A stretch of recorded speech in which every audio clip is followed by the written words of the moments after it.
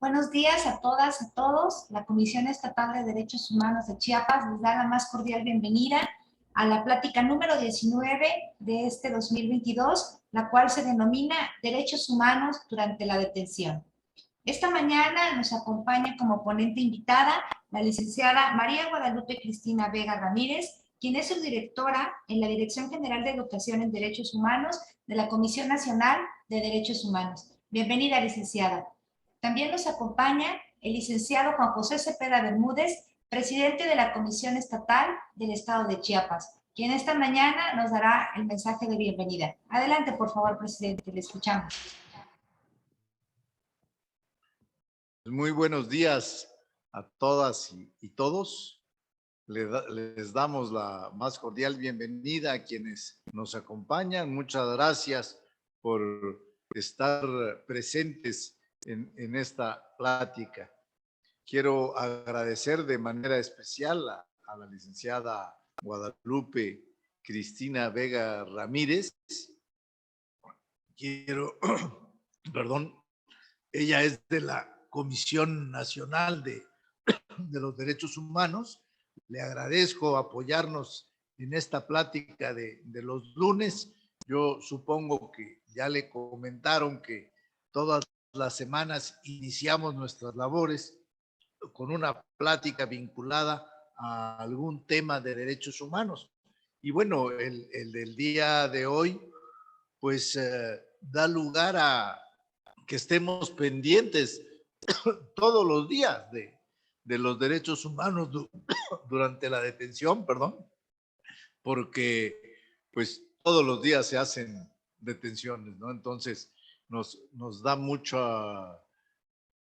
tema de trabajo y de estar pendientes. Sea usted bienvenida, maestra Vega Ramírez, y le quiero pedir que nos haga favor de hacer extensivo nuestro saludo y agradecimiento a la maestra Rosario Piedra Ibarra, siempre tan generosa, que ha sido muy abierta en su apoyo a esta comisión. Le estamos muy agradecidos por todos los apoyos que la Comisión Nacional brinda a esta comisión estatal. Y como dije antes, la plática de hoy, pues es de especial importancia respecto al respeto a los derechos humanos, sobre todo dentro del sistema de administración de justicia. En el caso de la detención, pues se pueden causar efectos irreparables en las personas, más allá de los temas vinculados al artículo 16 constitucional, en cuanto a su inocencia o la capacidad de defensa, ¿no? Les comentaba que el enfoque de derechos humanos nos permite mirar más de cerca los riesgos que implica la investigación de los delitos, riesgos para la libertad, la integridad de la persona y muchos otros derechos más que son esenciales a la persona humana.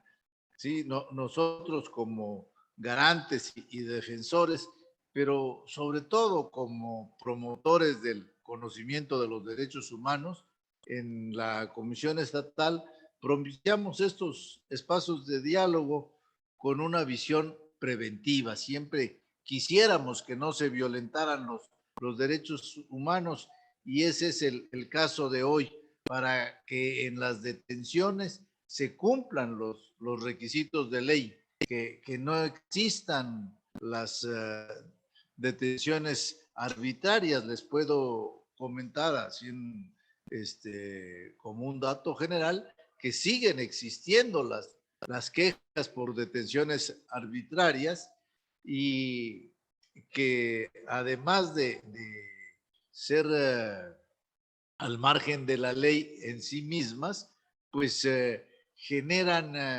efectos en las etapas subsecuentes del procedimiento jurisdiccional, ¿no? Pueden obstruir el conocimiento de la verdad histórica. Entonces, para nosotros es muy importante, pero bueno, la experta en la materia es la licenciada Guadalupe Cristina, y voy a dejar hasta aquí mi más cordial bienvenida a todas y todos, mi agradecimiento a ella, a usted, maestra, y pues que tengan todas y todos una excelente semana. Muy buen día. Muchas gracias, presidente, por este mensaje de bienvenida, y a continuación me permitiré compartir con ustedes parte de la trayectoria de nuestra ponente invitada. María Guadalupe Cristina Vega Ramírez es licenciada en Derecho por la Universidad Nacional Autónoma de México, cursó el diplomado en Derechos Humanos y Mujeres, México, impartido por la Universidad de Chile, la Oficina en México del Alto Comisionado de las Naciones Unidas para los Derechos Humanos y el Instituto Tecnológico Autónomo de México, así como el seminario Violencia y Paz impartido por el Colegio de México. Actualmente se desempeña como subdirectora en la Dirección General de Educación en Derechos Humanos de la Comisión Nacional de los Derechos Humanos. Bienvenida, licenciada, y le cedemos el uso de la voz. Pues muchísimas gracias a todos y todas. Muy buenos días, señor presidente. Muchísimas gracias por la bienvenida y desde luego nada que agradecer. Al contrario, nosotros somos quienes siempre estamos pues en la mejor disposición y agradecidos por compartir estos espacios, este intercambio, ¿no? Este espacio para intercambiar experiencias, sobre todo en un tema, como usted bien dice, tan sensible, que implica que quienes creemos y estamos investidos en la defensa y protección de estos derechos, pues nos vayamos sensibilizando todavía más en esta parte y en esta tarea que implica lo que hace a el prevenir, ¿no? El prevenir lo que son las violaciones a derechos humanos y sobre todo, insisto, en ese tema tan sensible como es el tema de la detención y su importancia en el procedimiento penal. Y máxime como es nuestro procedimiento penal vigente, ¿no? Tan lleno de protocolizaciones, tan lleno de situaciones que hay que resguardar, hay que cuidar, y de repente es cierto esta situación de no ver, no querer ver y hacer a un lado la presunción de inocencia, pues ya da al traste con todo y de origen nos vicia todo el procedimiento. Y eso es lo que a veces los servidores, las servidoras públicas en áreas de seguridad se les olvida. Creo que tenemos ahí un déficit en alteración de conocimiento en cuanto a lo que hace a nuestro empleo, cargo, comisión, ¿no? ¿Qué es lo que nos toca verdaderamente a cada quien? Y como que de repente todo el mundo ya se embiste en juez y ya decidió quién ya hizo, quién merece un castigo, y generalmente incluso hasta ejecutores del castigo es en lo que se transforma, ¿no? Y es esa parte donde nos toca a nosotros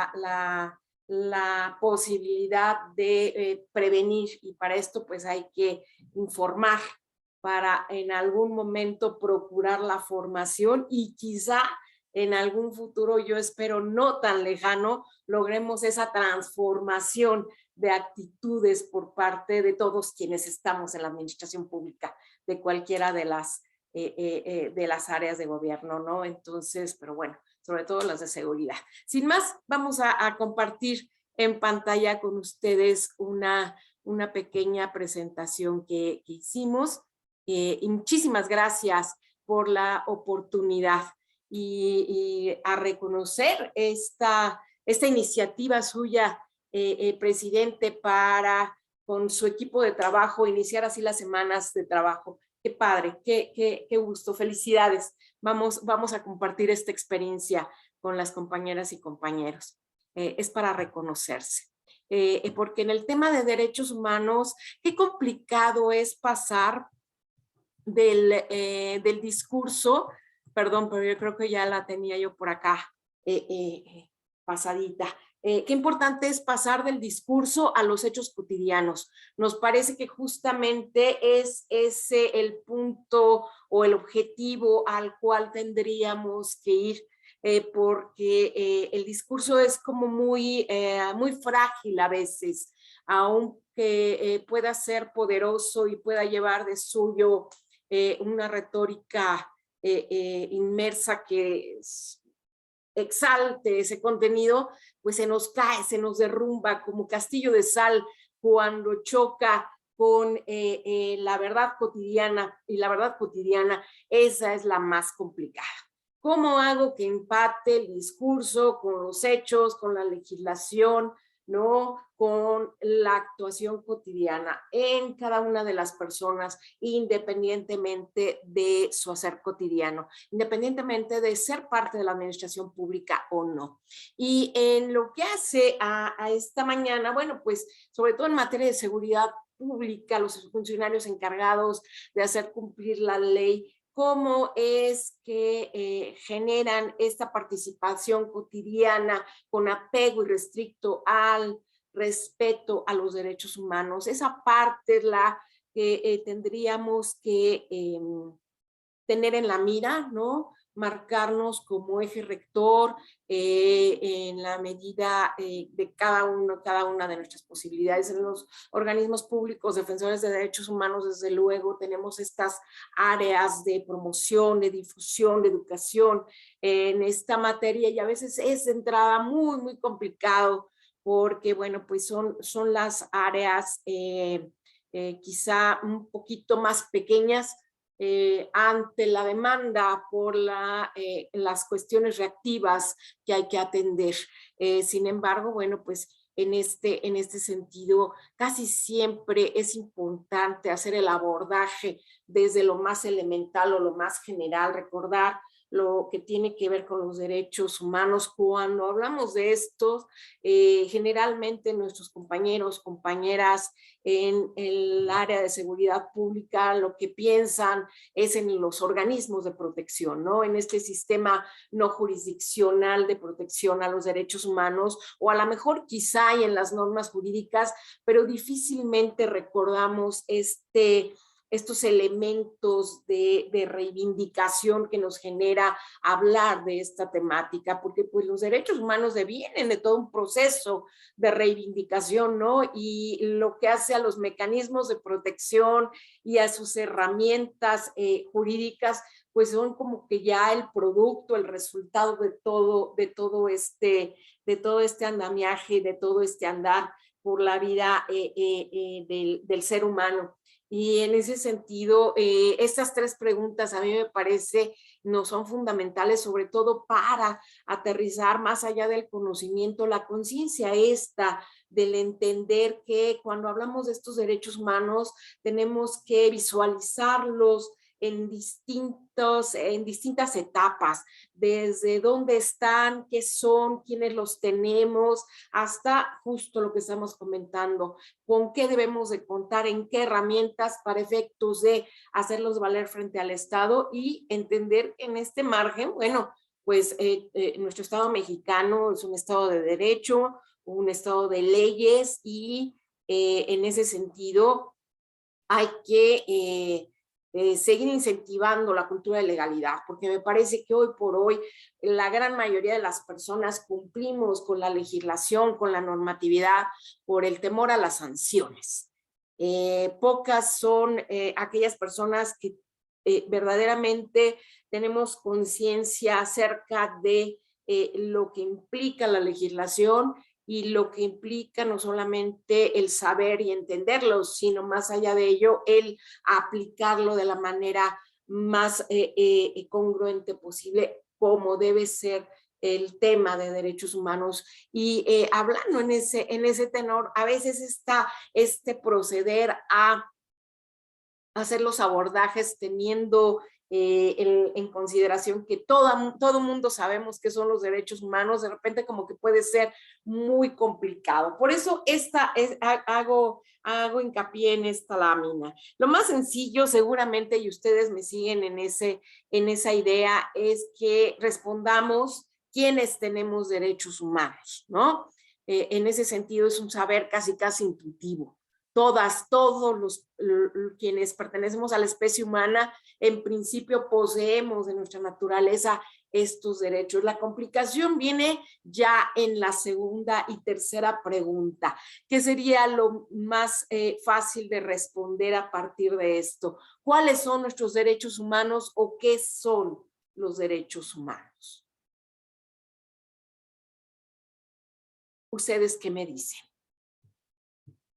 ¿Qué sería más sencillo a partir de este abordaje? De viéndolos como un devenir en una retrospectiva, ¿no? Procesos de reivindicación. Y en ese sentido yo hago la afirmación, perdón que hablo en primera persona, lo más sencillo es responder quiénes tenemos derechos humanos. Ahí bueno, pues estamos todas, todos quienes pertenecemos a la especie humana. No hay problema. Pero la problemática se genera a partir de las otras dos preguntas. ¿Qué es lo más fácil de responder? ¿Cuáles son o qué son los derechos humanos? ¿Qué me dirían ustedes? ¿Quién dijo yo?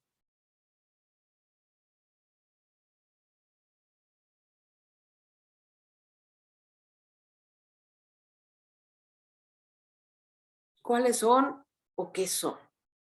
Hablamos de un proceso de reivindicación. ¿Qué sería lo más? Si me lo permite, bueno, Erika Jazmín López Cruz comenta, ¿qué son? Porque hay muchos derechos que desconocemos. ¿Qué son? Claro, tiene toda la razón. Repíteme el nombre, por favor. Erika Jazmín. Erika, gracias. Gracias, Erika. Sí, efectivamente, en este proceso reivindicativo, lo más sencillo es identificarlos, es definirlos, es decir, cuáles son, porque tienen referencia con lo que requiero, necesito para mi desarrollo óptimo en lo individual, en lo colectivo. Y entonces lo más significativo y lo más fácil es hacer ese abordaje. Pues hay que distinguir incluso cuáles son. Y hablamos de desde lo más elemental que necesitamos, requerimos los seres humanos, como puede ser una habitación, un techo, una cobija, alimento, etcétera, etcétera, etcétera. Y ahí ya vamos hablando de derechos humanos en lo individual.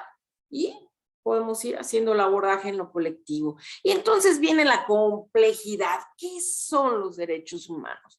Desde las aproximaciones conceptuales más antiguas, ¿no? Hasta las más vanguardistas, pero en todas, eso sí, nos vamos a encontrar su raíz axiológica, filosófica, ¿no? La escuela del derecho natural, la escuela del derecho positivo, quizá ahí sí reconociendo una dimensión más, la que tiene que ver con la ética. ¿Por qué? Porque los derechos humanos de entrada son valores universales. Y haciendo un paréntesis, hay que distinguir de otros valores porque podemos caer en graves confusiones cuando pensamos en ellos como valores morales o incluso religiosos. Los derechos humanos no se traducen en actos de buena voluntad. Esto es muy importante comentarlo. Cuando así se ha hecho, incluso se ha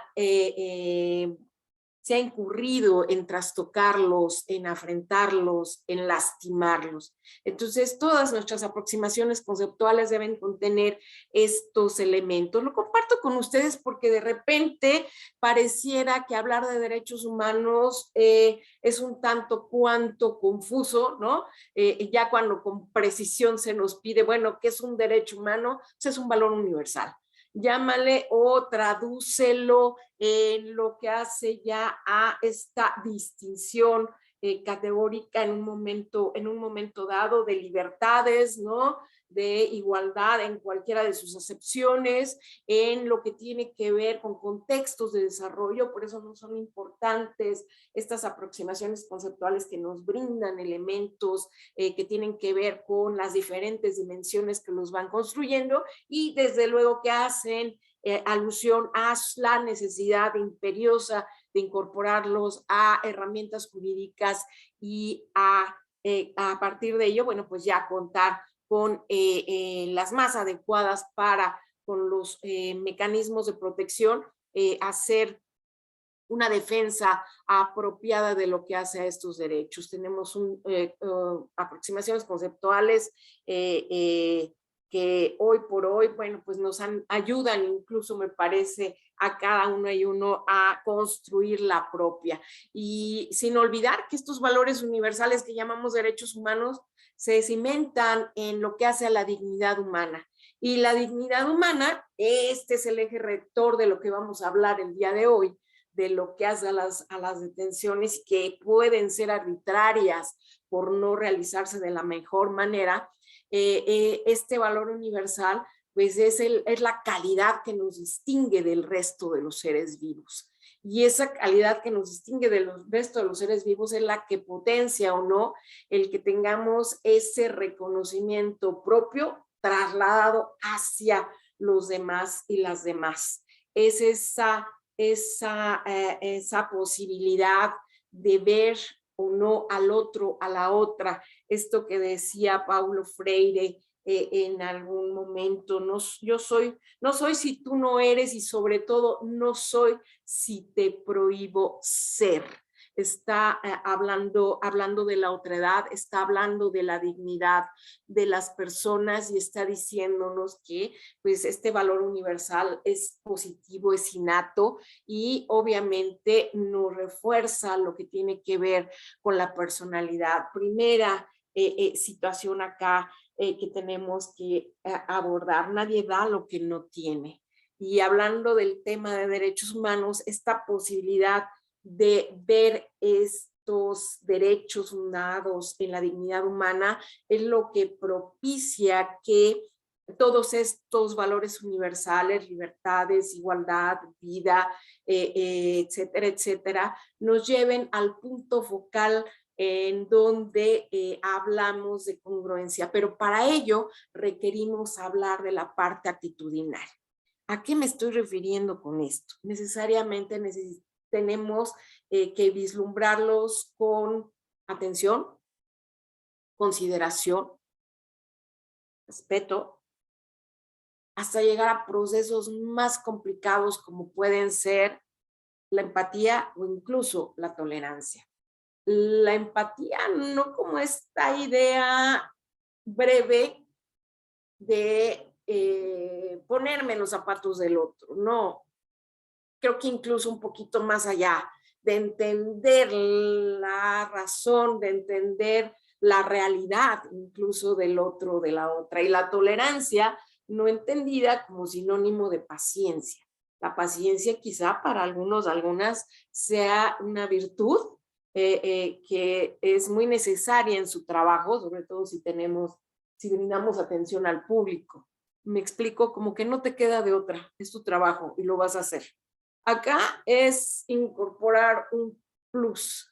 Es un plus porque implica el reconocimiento y aprecio por la diferencia. Entonces, hablamos de procesos todavía más complicados. Y en ese sentido, ustedes saben bien toda esta parte de la integralidad de estos derechos que comentábamos, que como veíamos, no solamente se trata de normas jurídicas, no solamente hacer el abordaje a partir de su defensa y protección con los mecanismos de protección que existen en este país, que ya mencionaba uno, presidente, y que es el jurisdiccional, ¿no? Está también el no jurisdiccional, sino que identificarlos con todas estas dimensiones que los construyen para hacer su abordaje y ver que estos valores universales reflejan finalmente aspiraciones humanas. En ese sentido, bueno, pues ya vamos viendo cómo al ir incorporando estas herramientas, ¿no? A través del tiempo y al verse engrosadas, robustecidas, como es el caso del Estado mexicano, bueno, pues ya tenemos elementos más que suficientes para ir trabajando en lo que hace la cultura de legalidad de una manera mucho más amplia, porque bueno, pues tenemos más elementos ahí, más herramientas de protección.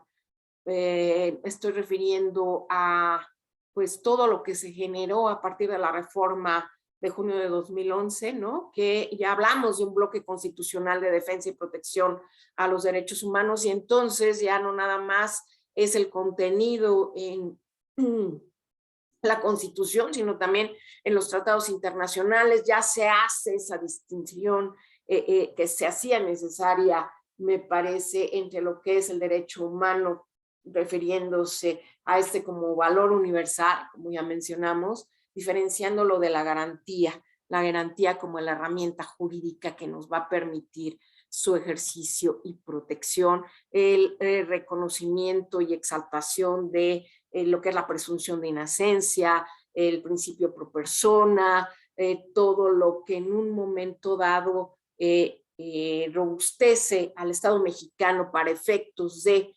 clarificar la defensa de estos derechos, y incorporando también a los mecanismos propiamente al sistema no jurisdiccional, ampliando nuestras facultades para lo que hace al conocimiento de estos derechos en cuanto, sí, a la parte reactiva, pero también a la parte preventiva. Y hoy por hoy, la parte actitudinal, insisto, nos parece una situación que de suyo converge en muchas anomalías, porque si bien es cierto, lo más fácil es decir, pues ya tenemos ese y contamos con este robusto mecanismo, o estos robustos mecanismos, sistemas de protección alimentados por estas herramientas jurídicas, lo cierto es que la incongruencia pareciera el común denominador, en la gran mayoría de las actividades cotidianas dentro de la administración pública y fuera de la administración pública. Hablando en plata, compartíamos la semana pasada en una actividad de las pocas presenciales que ya vamos teniendo en el estado de Quintana Roo con compañeras del Instituto Nacional de Migración. Y detectamos una grave problemática ahí que voy a compartir y que tiene que ver con las detenciones arbitrarias.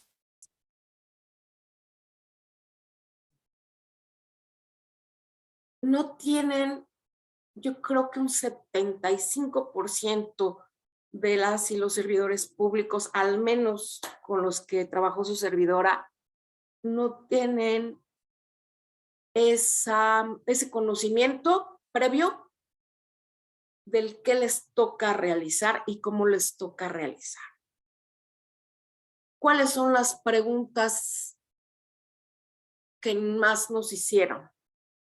Sobre todo el segundo grupo, que hago un paréntesis, es un grupo de personas que se incorporan al instituto 6 meses, más o menos. La persona que más antigüedad tiene. Y estas personas preguntaban, ¿cómo puedo repeler a un extranjero, extranjera, cuando se me va encima? Porque aquí ya nos dijeron que no debemos reaccionar de ninguna manera. Estoy hablando de una instancia federal. Estoy hablando de una instancia que resguarda la seguridad nacional, ¿no? Que se encarga de extranjeros. Estoy hablando de personas servidoras públicas que ya en campo, ya en trabajo, no saben qué hacer. Y que solo te hablan de lo que les dijeron que medio hicieran, pero que no tienen un conocimiento real, ¿no? De lo que hace a su función. Para empezar, ya desde ahí estamos hablando de una posible violación a derechos humanos, ¿no? ¿Por qué? Pues recordando en qué se traducen estas faltas administrativas, vicios en procedimiento, comisión de posibles delitos, y de inicio, ¿quién leyó su manual de procedimientos? ¿Quién leyó la ley de migración? ¿Quién leyó, no? Pues no, me dijeron, me dicen, me instruyen, me capacitan. Finalmente, no hay esa posibilidad como tal. Hablo de una problemática en general para efectos. Y en ese sentido es lo que generalmente nos encontramos hoy día en las diversas instituciones de la administración, de cualquiera de sus áreas, de servicio, de seguridad, de procuración de justicia, salvo honrosas excepciones. Pero bueno, este fue mi experiencia esta semana que acaba de pasar en cuanto ya exprofeso a servidores públicos, y estoy hablando ámbito federal. Si nos vamos a ámbito estatal, municipal, me parece la problemática va en aumento. Y esto tiene que ver con violencia. Formas de violencia. Violencia directa, por un lado, esa que sabemos de dónde sale, hacia dónde va, de qué manera se manifiesta y que se diferencia de una herramienta propia de la seguridad pública como es el uso de la fuerza legítima. ¿En qué se diferencia? Ustedes lo saben mejor que yo. En la intención, qué es lo que quiero obtener. La primera, pues tiene que ver con castigo, tiene que ver con maltrato, tiene que ver con yo te pongo en paz, yo te genero el castigo, yo decido, ¿no? El uso de la fuerza legítima como herramienta de la seguridad pública, el objetivo es la prevención de los delitos, el evitar la evasión de la justicia, ¿no? Primordialmente. Por eso se diferencia de lo que es la violencia. Y tenemos también la violencia estructural, que es, pues finalmente, yo lo utilizo, me parece que tenemos que hablar de la desigualdad social. Y al haber desigualdad social, bueno, difícilmente, conjugada con lo anterior, difícilmente tenemos esa posibilidad de que todas las personas en este país tengan la información plena de lo que son sus derechos humanos, cómo se defienden estos y a dónde tienen que acudir para lo mismo.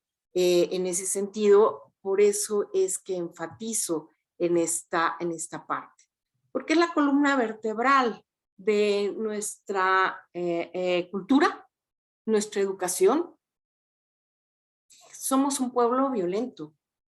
El sistema de justicia penal vigente ya nos brinda la figura, ¿no?, de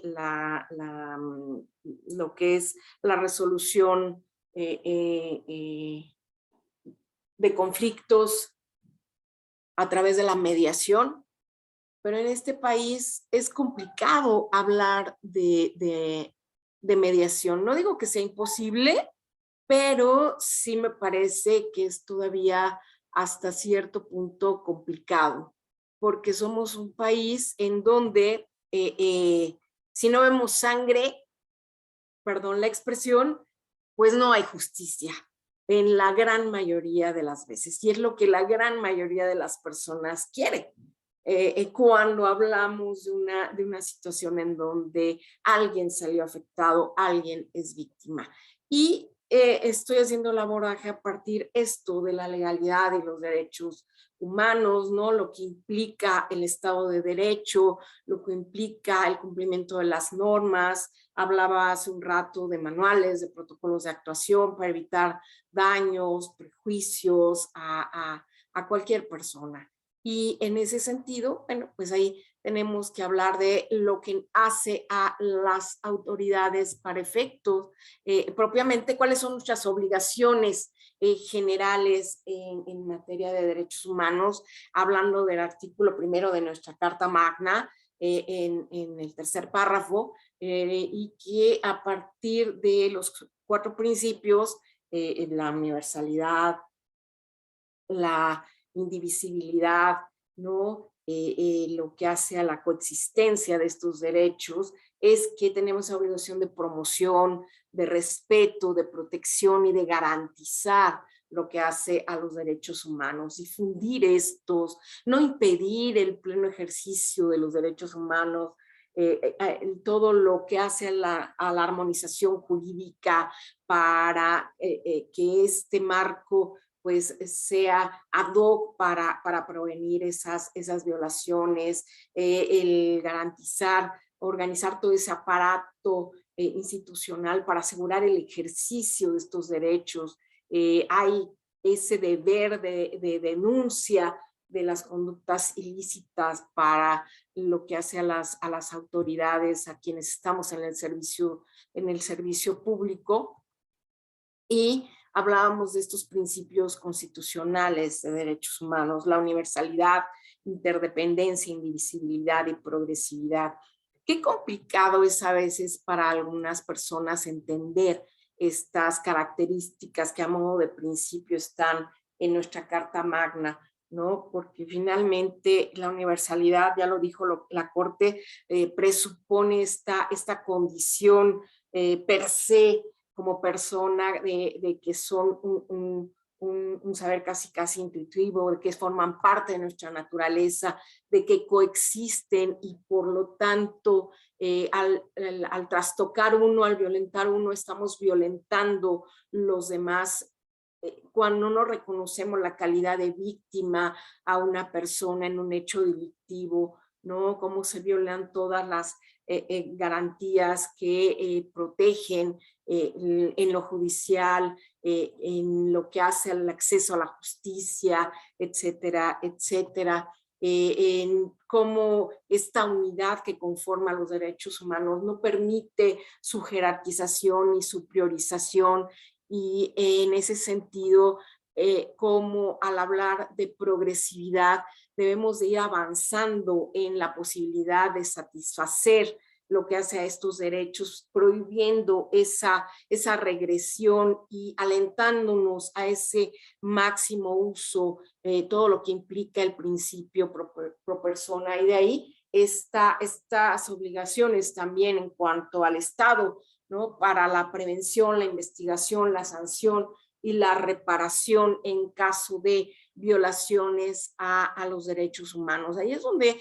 hay que recordar, y entramos de lleno a lo que es la seguridad pública como un derecho humano, en donde pues de alguna manera tenemos que identificar estos principios que son tan importantes, en donde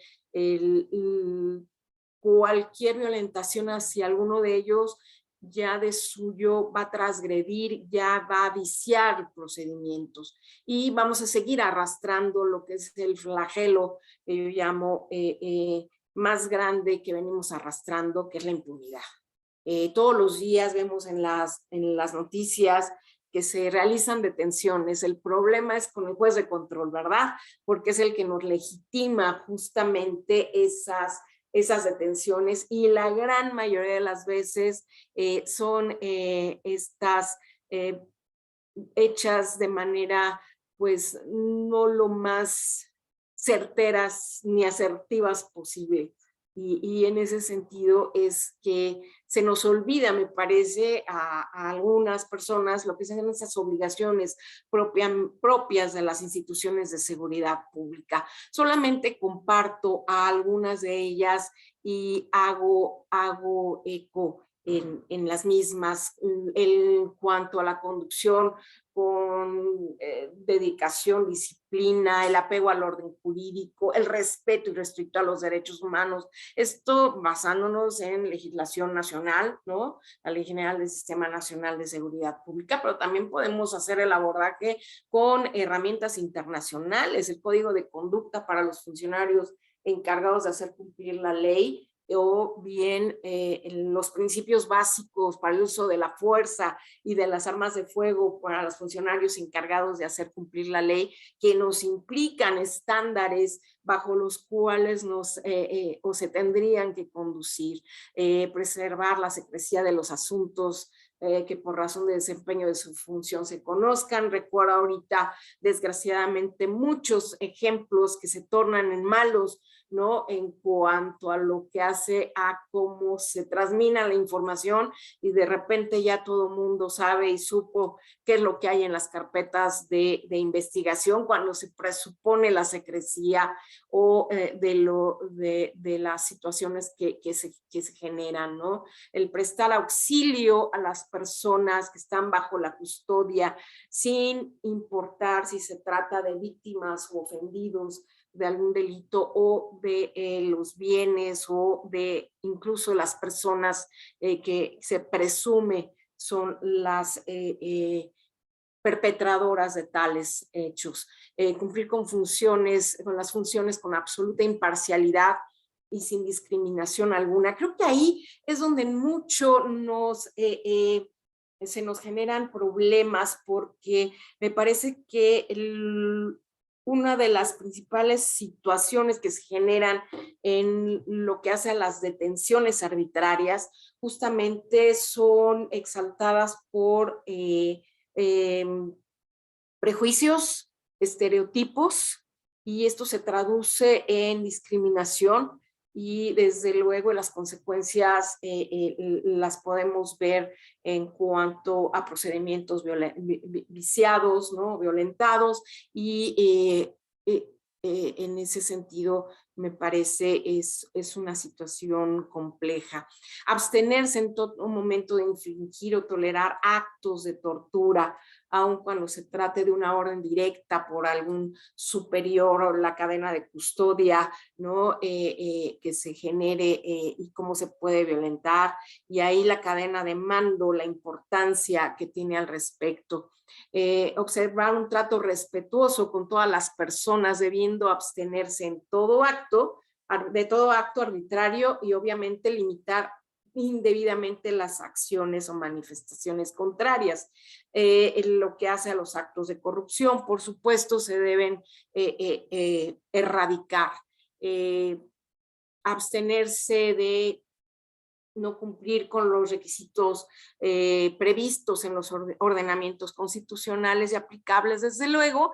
Y aquí es donde, por supuesto, voy a salir un poco de la presentación para compartirles lo que hace a situaciones que se derivan en detenciones arbitrarias.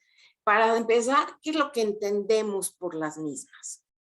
Obviamente, una autoridad está saliéndose del rango del marco de acción y priva de la libertad a otra persona incumpliendo con el debido proceso. Aquí me parece lo que pasa muchas de las veces es atendiendo a estos prejuicios o estereotipos que compartía como factores que son fundamentales para lo que hace a la vulnerabilidad y a la discriminación, pues generan este tipo de situaciones.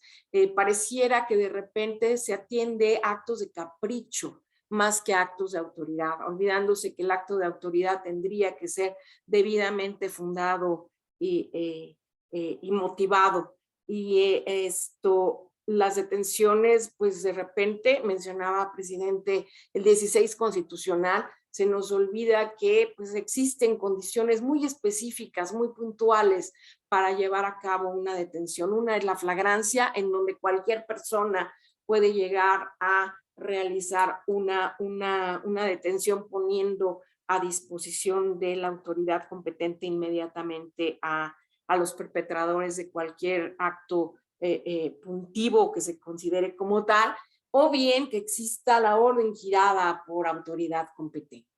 Cuando se actúa por impulso, por prejuicio, por estereotipo, porque esto a mí me enseñaron que era incorrecto, ahí es donde hablo de valores, valores religiosos, valores morales que se diferencian de estos valores universales que llamamos derechos humanos, porque finalmente estos segundos pues implican lo bueno, lo correcto, lo adecuado, lo que a mí me parece mejor o no, siendo que pues acá hablamos de subjetividad. Es lo que me parece, es lo que a mí me enseñaron, es lo que yo supongo. Y en algunas ciudades, comunidades nos encontramos con que pues se hacen detenciones porque vimos a dos personas del mismo sexo tomados de la mano, porque a una persona me vio feo, porque una persona no me pareció, no me gustó, porque puede haber muchos por qué, finalmente son actos de capricho. Eh, Cuando hablamos de este tipo de detenciones, estamos violentando el derecho a la seguridad personal, a la libertad, desde luego, a la presunción de inocencia.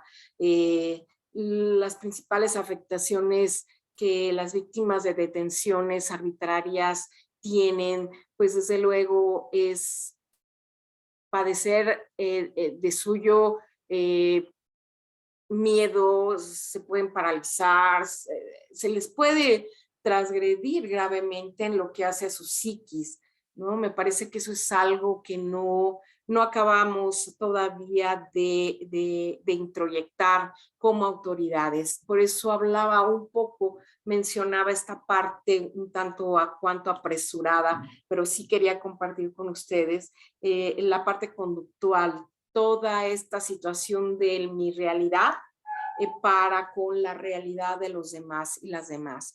Todavía hoy día la gran mayoría, me parece, de las personas servidoras públicas parten o partimos de nuestra realidad, pero eso, la nuestra, no la de los demás. Y me parece, y estamos convencidos en la comisión, que la gran mayoría de las violaciones a derechos humanos son o se generan por estas conductas. El grupo de trabajo sobre detenciones arbitrarias de la Organización de Naciones Unidas dice que que existe una detención arbitraria cuando ésta se genera bajo algunos supuestos muy puntuales que comparto con ustedes. Cuando hay una ausencia de reglamentos, de leyes, de normatividad que indique la existencia de un delito, hablamos de, insisto, actos de autoridad que deben de ser finalmente fundados y motivados. Se produce una detención por ejercer derechos y libertades. Esto, la libertad de manifestarse públicamente, cumpliendo con la normatividad. Hemos visto en riesgo muchas situaciones de este tipo cuando se trata de manifestaciones pacíficas, ¿no? En donde las autoridades de repente incumplen con ese mandato e incurren en responsabilidades, cuando también hay incumplimiento del proceso de detención establecido en la normatividad o bien no se tienen pruebas o evidencias de la comisión de un ilícito. Hace poco se corría un video, ¿no? Por la internet, no sé si ustedes lo vieron y si no, ahí búsquenlo, de una autoridad municipal en el Estado de México. Se ve el video como siembra, ¿no? Ese es el término, siembra un arma de fuego en el vehículo de un particular, de una familia, queriendo detener a la persona y llevarlo a proceso. Bueno, ahí está un claro ejemplo de lo que no se debe hacer. Se genera un juicio que no cumple con el debido proceso establecido en las normas del marco jurídico mexicano e internacional, por supuesto, para lo que hace a la realización.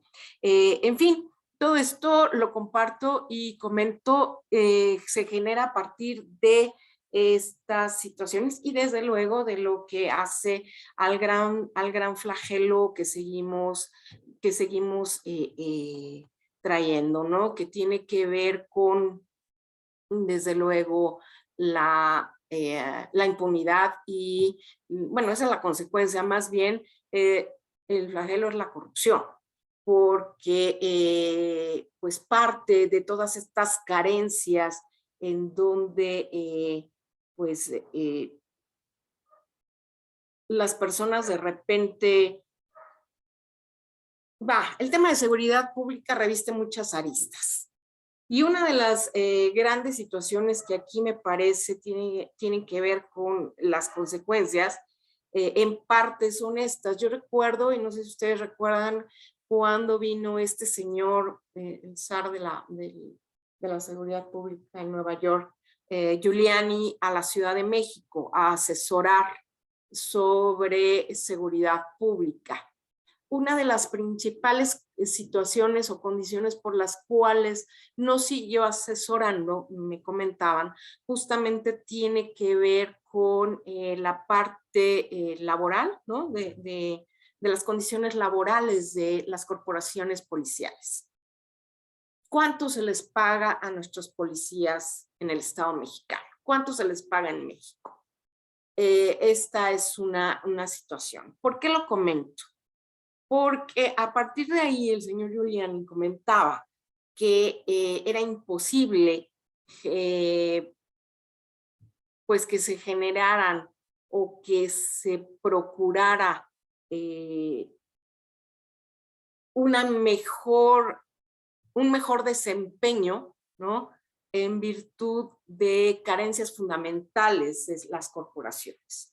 Mencioné solamente los sueldos, pero también hablamos de equipamiento, también hablamos de lo que hace a capacitación, conocimiento, y de ahí me voy a elementos o situaciones todavía de suyo más sustanciales. Pues si nos ponemos más exigentes tendríamos que hablar desde perfiles, ¿no? ¿Quiénes son las personas que acceden a los puestos o a estas corporaciones de seguridad? Si de repente encontramos deficiencias en lo que hace a lo federal, máxime, y con todo respeto lo comento, a niveles municipales y estatales. Todavía es mucho esta parte de que los filtros de acceso a las personas, pues obviamente no tenemos o no tienen los mejores perfiles, ¿no? En cuanto a la seguridad pública. Si ahí nos vamos a las implicaciones que tiene o conlleva en lo que son las tareas de seguridad, pues me parece menos injerencia o en cuanto al conocimiento se tiene, ¿no? Esto es una situación que de suyo genera mucha problemática. ¿Cuál es el promedio de instrucción escolarizada en un policía municipal? Generalmente. ¿Secundaria? En el mejor de los casos. Sí, ¿verdad? En el mejor de los casos. Y la secundaria, pues habría que ver en qué niveles. De ahí, explícale, porque esa es nuestra tarea, explícale lo que hace a los derechos humanos, por un lado. Por otro lado, explícale lo que implica el Estado de Derecho, lo que implica un Estado de leyes y que incurre en responsabilidad por acción u omisión.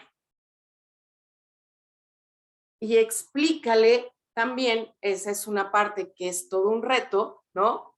En flagrancia, explícale quiénes pueden hacer la detención en flagrancia y cuál es el procedimiento a seguir. ¿Quién me dice aquí de Vistaduría Regional?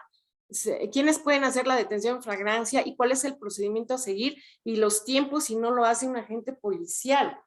Ahí va, la legislación habla de inmediato y es, yo detengo, es en flagrancia, ¿no? Se le llama a la autoridad más cercana, al policía más cercano, se le pone a disposición y es inmediato, ¿no?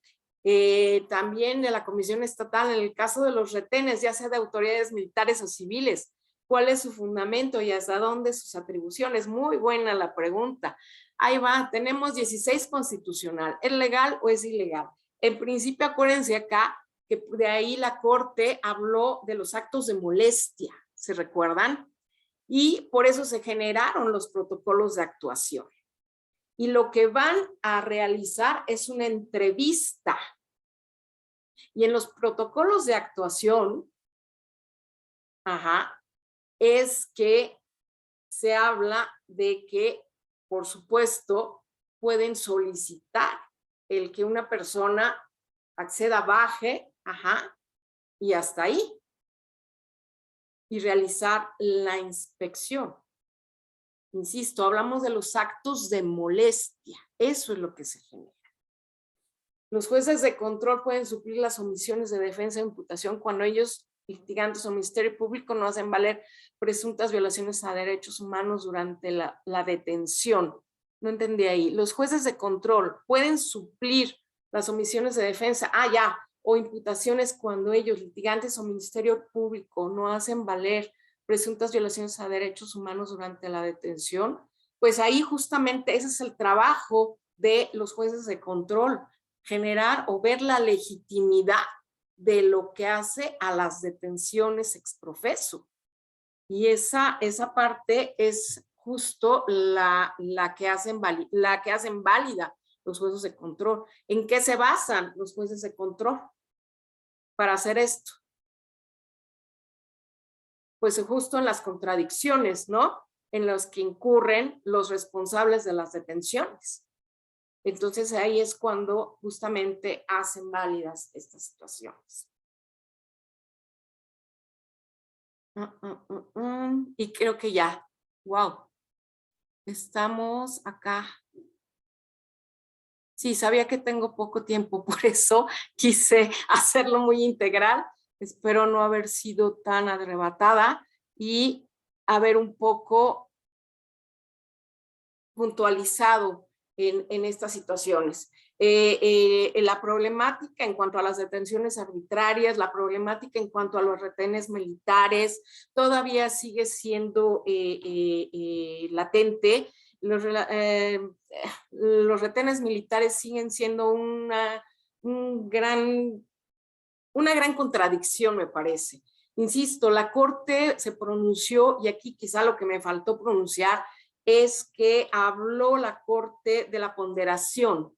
Acuérdense que el ejercicio de los derechos humanos de suyo lo que genera es tensión.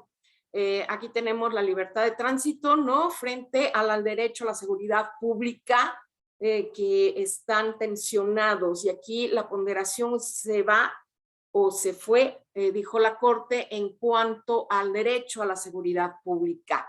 De ahí que se pondera esta frente a ese derecho a libre tránsito. Es la ponderación ahí en cuanto a hablar de los puestos de seguridad, que ya no son retenes. Acuérdense que ahora ya son puestos de seguridad, ¿no? Y tienen que resguardar y ver lo que hace a los protocolos de actuación.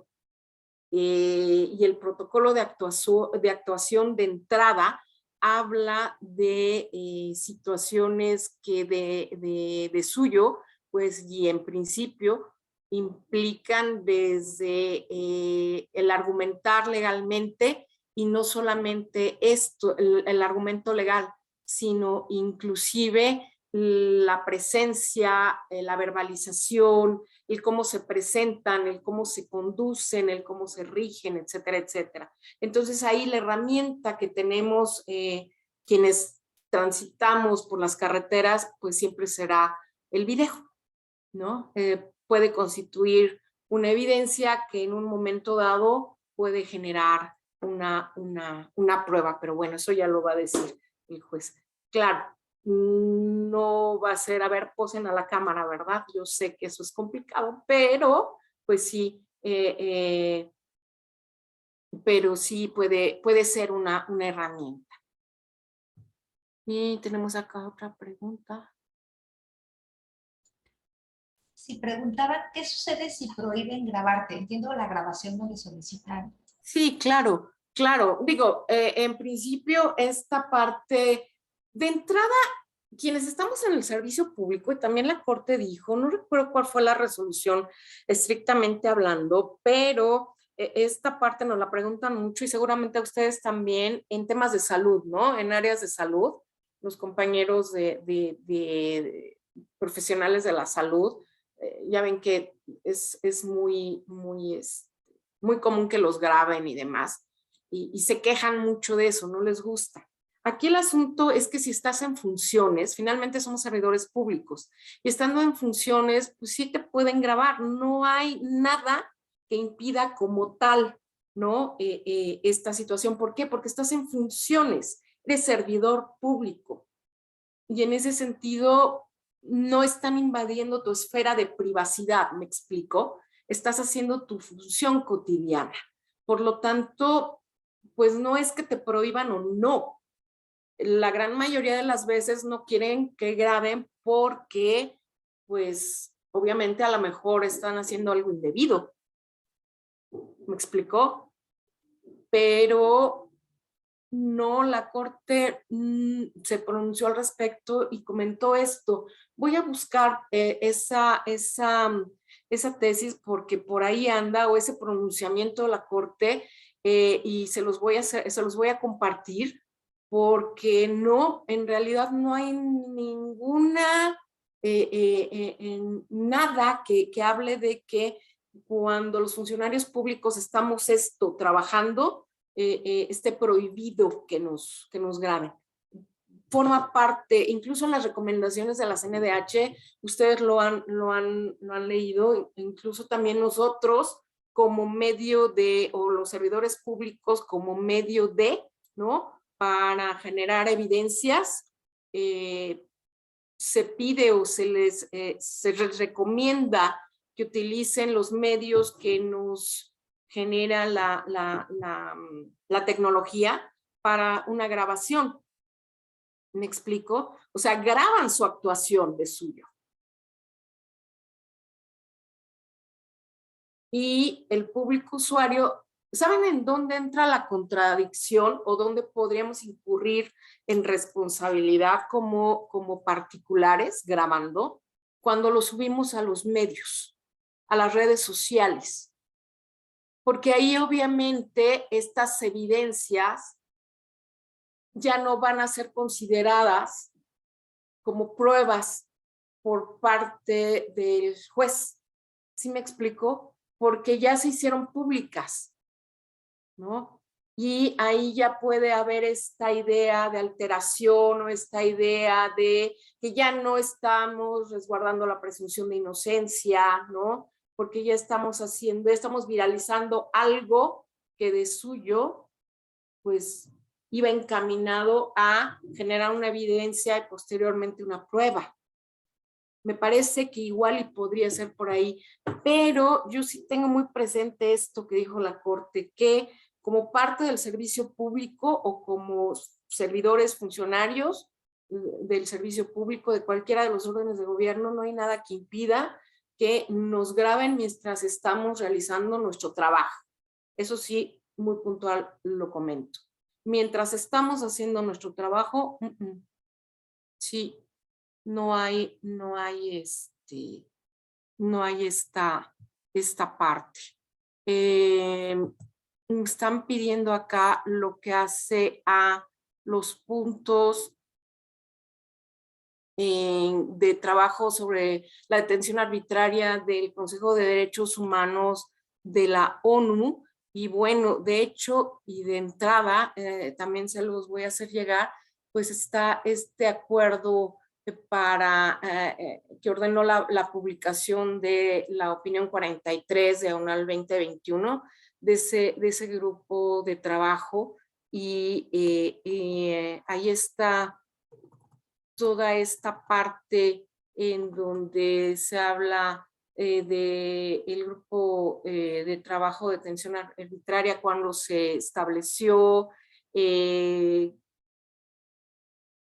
considera en términos generales como arbitraria la privación de libertad en los casos cuando es imposible invocar un fundamento jurídico, esto que mencionábamos, que justifique como tal la detención, ¿no? Y esto tiene que ver con la privación de libertad que resulta del ejercicio de derechos o libertades que garantiza, si no mal no recuerdo, los artículos 14, 7, 13, 18, 19, 20 y 21, ¿no? De la Declaración Universal de Derechos Humanos y respecto de los estados partes, cuando hay inobservancia total o parcial de las normas internacionales relativas al derecho a un juicio imparcial que se establece en la misma Declaración Universal.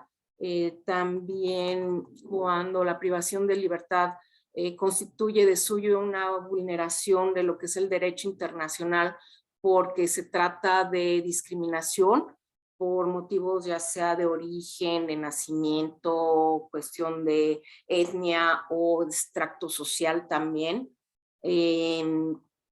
Cuando hasta donde recuerdo más o menos, ¿no? Esto es lo que se detalla en términos muy, muy generales. Luego acá, ¿qué alcance tendría la omisión de los agentes opresores? En general, el número de registro de detención misma, que de acuerdo a la Ley Nacional de Registro de Detenciones deberá constar en el informe policial. Acuérdense que todo lo que debe constar en el informe policial tiene que estar debidamente fundado y motivado, y todo tiene que estar apegado a la normatividad y a los protocolos de actuación.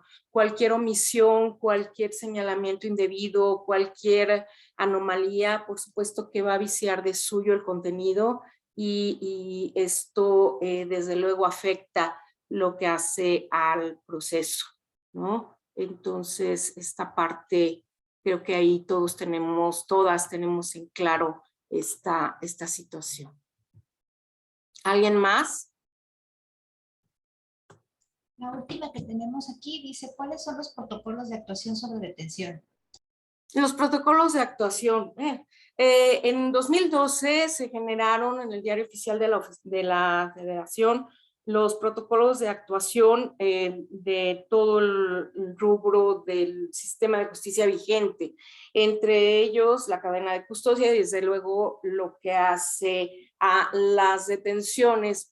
Ahí hablamos desde la obligación de los agentes policiales a que en todas sus intervenciones se tienen que manifestar en cuanto a quiénes son, por qué detienen, cuáles son los derechos de las personas, leérselos, no solamente leérselos, sino darles incluso hasta un formato, me parece, para efectos de que ellos digan que manifiesten bajo firma protesta de decir verdad, de que fueron leídos sus derechos y ellos los entendieron, ¿no? Muchas de las veces las personas se niegan a hacerlo y esto, bueno, pues los agentes policiales pueden ellos firmar que ellos hicieron o cumplieron con esto, con la firma de algún testigo y también incorporarlo, ¿no? Lo que hace a el procurar en la inspección que no se les vaya nada que altere o provoque que se lastimen o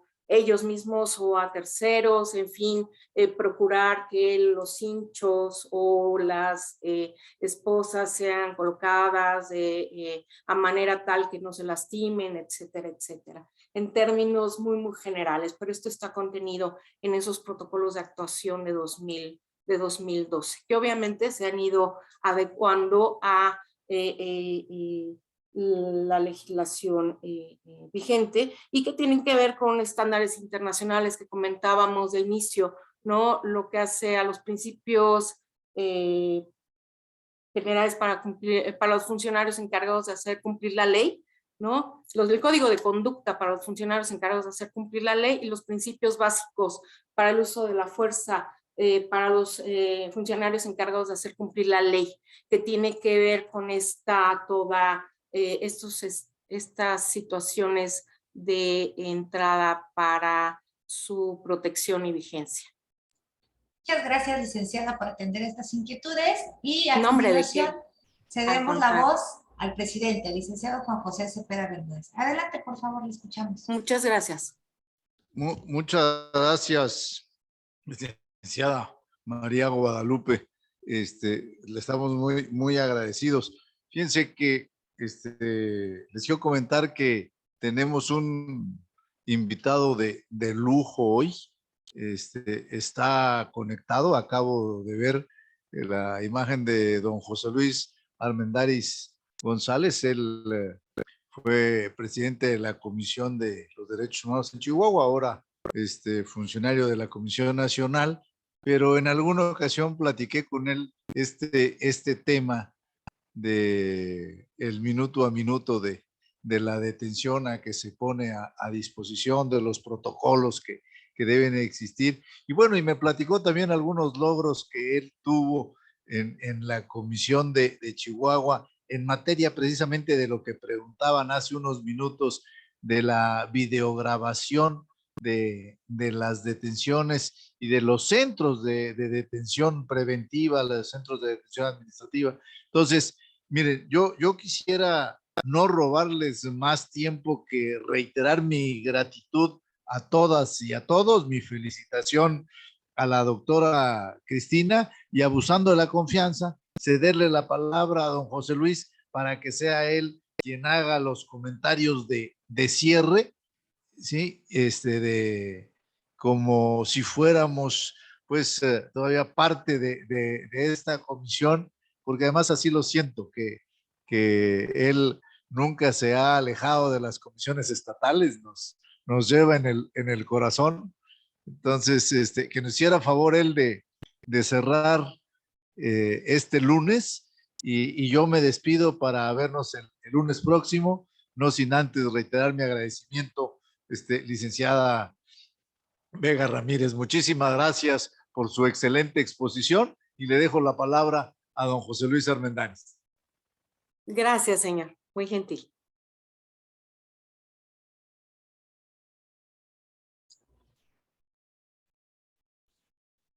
¿Le escuchamos, don José Luis?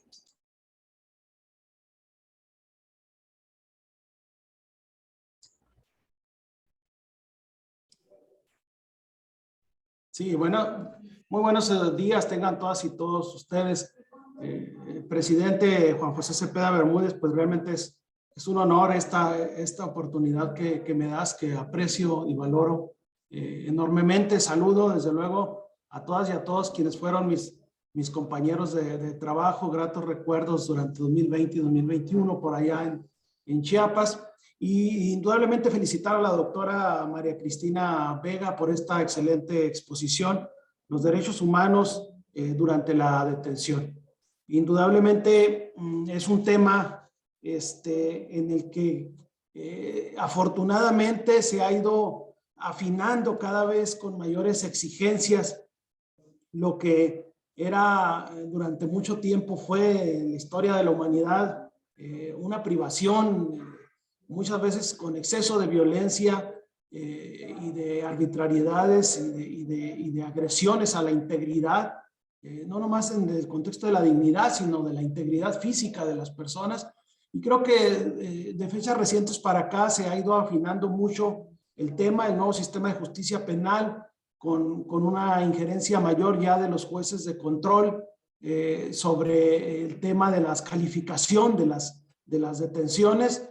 Creo que ha dado mucha luz y ha ido generando mayores exigencias y mayores requisitos en cuanto a los pasos y procedimientos que hay que seguir para la privación de la libertad de una persona, sea en flagrancia o en los tres supuestos, quasiflagrancia o presunción de flagrancia, o producto de una orden de aprehensión. Incluso ha llevado a los extremos muchas veces un reclamo de un sector de la población cuando se enteran que alguna persona, un probable responsable, ha sido dejado en libertad por irregularidades en la detención, llegan a cuestionar que cómo por la circunstancia de fallas en la detención pueda quedar en libertad alguien que probablemente cometió el delito, ¿no? Sin embargo, creo que esto es parte de un proceso muy importante para que nuestro sistema de justicia penal y nuestro respeto a un derecho tan sagrado como lo es la libertad personal vaya teniendo mayor valor. Indudablemente, en la mayoría de las comisiones de derechos humanos durante muchos años, el derecho de mayor reclamo de las denuncias es precisamente las detenciones las privaciones de la libertad, la mayoría de las veces por faltas administrativas. Y creo que esto que abordó la doctora Vega, creo que es un aspecto muy importante. Todos estos pasos del sustento base, de donde se desprende, donde podemos desprender los derechos humanos durante la detención. Quiero cerrar con 3 aspectos que creo que ha tocado la doctora y que son 3 aspectos de vanguardia muy importantes, como lo es, en primer término, los protocolos de actuación sobre la detención. Creo que es algo en el que todas las fiscalías del país, de las entidades federativas, tienen que avanzar. Cada fiscalía tenga su propio protocolo. Ojalá y un día se homologue este protocolo, porque hacíamos alguna vez el comentario que en el Código Nacional de Procedimientos Penales sí está excelentemente regulado la cadena de custodia, es decir, la protección y la garantía de que no se contamine esa cadena de custodia de las evidencias, pero por otro lado son alrededor de 6 o 7 artículos los que protegen los requisitos de que se respeten los derechos durante la detención de las personas. Creo que los protocolos de actuación vienen a cerrar un espacio que dejó el Código Nacional de Procedimientos Penales. Y otro aspecto que creo que también lo aborda la doctora y que viene a fundamentar aún más este aspecto, los principios sobre las entrevistas efectivas para la investigación y recopilación de información que elaboraron un grupo de expertos de la ONU y que desde luego nos dan mucha luz de cómo debe generarse ese diálogo y esa entrevista entre la autoridad, entre el servidor o servidora pública y el ciudadano o ciudadana en el primer contacto. Y un tercer elemento, indudablemente, es las salvaguardas en las primeras horas de la detención policial, que es otro instrumento que ha venido siendo impulsado de muy recientemente desde la ONU y de diferentes organismos nacionales e internacionales. Creo que estos 3 aspectos, el protocolo de actuación sobre las detenciones, los principios sobre las entrevistas efectivas para la investigación y recopilación de información y las salvaguardas en las primeras horas de detención policial, nos van indudablemente de alguna manera a reforzar más la protección de esos lagunas y vacíos que daban pie, así fueran de violaciones muy finas, pero al final y al cabo violaciones durante la detención de una persona. Felicidades, doctora, no me quiero extender más. Felicitarla por esta excelente exposición. Desde luego enviar un cordial saludo al señor presidente, al licenciado Juan José Cepeda Bermúdez y a todas mis compañeras y excompañeros allá en la Comisión Nacional, la Comisión Estatal de los Derechos Humanos. Felicidades y muchas gracias. Gracias, José Luis, por su intervención y también le agradecemos infinitamente a la licenciada Cristina Vega Ramírez por haber estado esta mañana con todas y todos nosotros, y les pediría por favor a mis compañeros, si son tan amables, de proyectar un reconocimiento que firma nuestro titular, el licenciado Juan José Cepeda Bermúdez, en el cual le hacemos expreso nuestro agradecimiento por la plática que nos impartió el día de hoy, denominada Derechos Humanos durante la Detención. Muchísimas gracias, licenciada, y que tengan todas y todos un excelente comienzo de semana. Muchísimas gracias a ustedes, don José Luis, muchísimas gracias. Es un honor, un gusto compartir con usted también. Pues muchas gracias a ustedes por la invitación y espero verles pronto. Muchísimas gracias al presidente también. Muchas gracias y nos vemos el próximo lunes ya en nuestra plática número 20 de este 2022. Muchas gracias a todas y todos. Que tengan un excelente día. Que estén muy bien. Gracias. Cuídense mucho.